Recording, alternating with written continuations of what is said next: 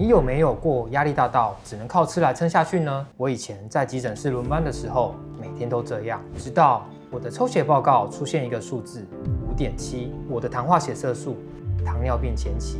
大家一定會想，醫師都很健康吧？其實不一定。今天要來跟大家分享的是高雄初日診所劉耀增醫師。看起來瘦瘦的他，為什麼血糖會失控？到底發生了什麼事？急診醫師是怎麼自己救回自己的呢？那劉醫師，你那時候聽到糖化血色素5.7，你第一個反應是什麼？我那時候體重才62、63，其實沒有很重，但是血糖居然這麼高，我那時候懷疑會不會是檢驗室出了問題。這是不是有點感覺像我救了那麼多人，但卻沒顧到自己，對不對？對啊，那時候只是為了要追蹤血脂肪的狀態，那意外發現我的糖化血色素居然在失控的邊緣。其實很多人跟從前的我一樣，覺得這就是日常生活，但血糖早就亮紅燈了。我整理了一份高血糖自評表，點擊右上方按鈕就能領取嘍。花1分鐘來檢查自己的狀況吧。那劉醫師，你明明沒有過重啊，血糖怎麼會這麼高啊？是飲食出了問題嗎？那我以前在練馬拉松，其實需要吃大量碳水，但因為後來工作忙碌，其實訓練量有下降，改不了吃甜食的習慣，甚至工作壓力大的時候就會特別喜歡吃這些東西，所以造成我糖分攝取過多。像是壓力大的時候，特別會想喝可樂，後來就養成上班的時候就來一罐可樂當做替身飲料。有時候呢，午餐沒辦法正常吃，這時候就會點一杯大珍奶，在20分鐘內一口氣喝完。這樣的習慣其實維持了2-3年。接下來是不正常的3餐飲食，有時候會把鳳梨酥當做早餐，而且一次會吃2顆。但是那時候我覺得自己那麼瘦，不會代謝不了。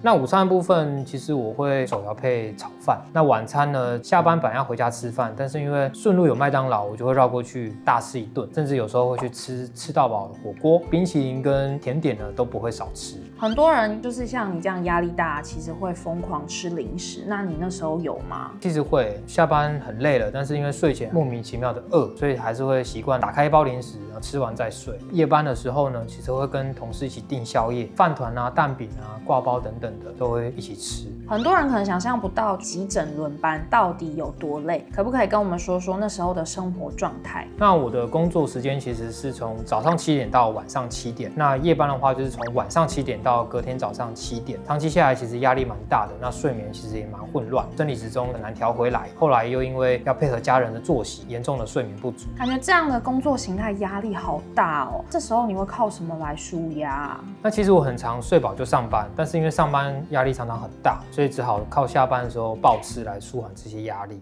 那劉醫師，就是你可以幫大家拆解一下壓力大、睡眠不足跟亂吃到底是怎麼把血糖給推爆的。首先呢是睡眠不足的部分。那在一篇系統性回顧的研究中發現，睡眠不足7小時和胰島素阻抗有相關性。那這些病人呢，發炎指標和血中的澱粉樣蛋白呢會上升，在身體產生發炎的影響。那另外呢，在6000多人的研究中發現，工作壓力其實也和胰島素阻抗有相關性。因為呢，壓力會造成我們身體長期處於高皮質醇的狀態，累積了內臟脂肪，而影響脂肪及血糖的代謝。那壓力大或者睡眠不足的人呢，也傾向吃高油、高糖的食物，更進一步影響血糖的穩定性。那其實呢，身體已經給我一些訊號。連續上夜班的那幾天呢，我的皮膚呢會莫名其妙的瘙癢。那這時候呢，我才發現我的血糖其實已經在波動。你那時候才30歲出頭，會不會有點不敢相信？因為畢竟血糖問題好像是中老年人才會有的狀況啊。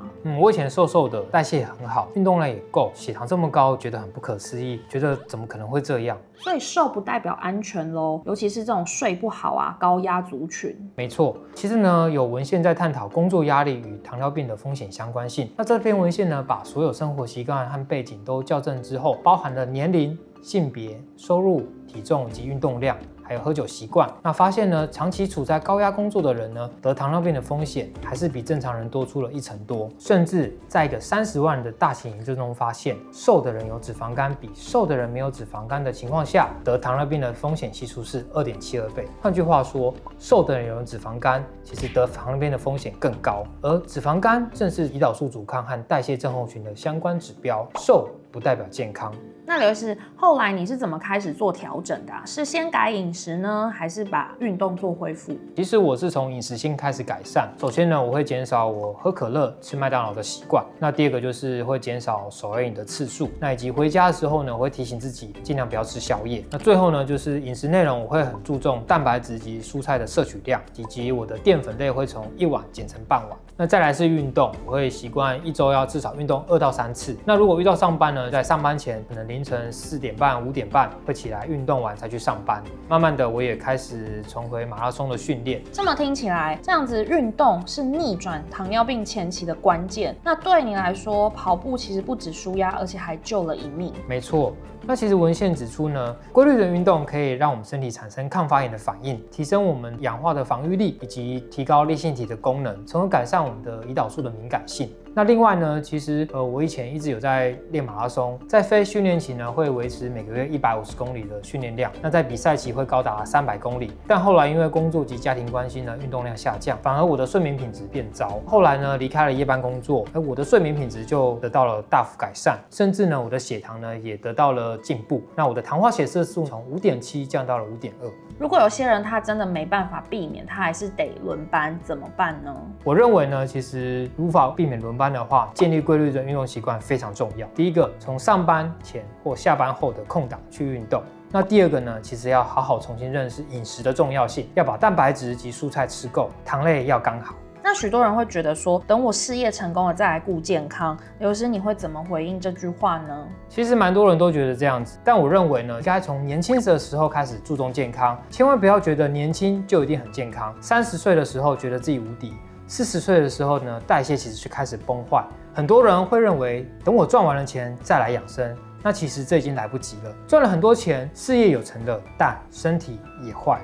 今天的影片就到這裡，我是劉耀增醫師。如果喜歡這支影片，歡迎在下方留言告訴我們。最後別忘了訂閱、按讚、分享，還有加入初日的官方 LINE，獲得更多健康資訊哦。我們下支影片再見，拜拜。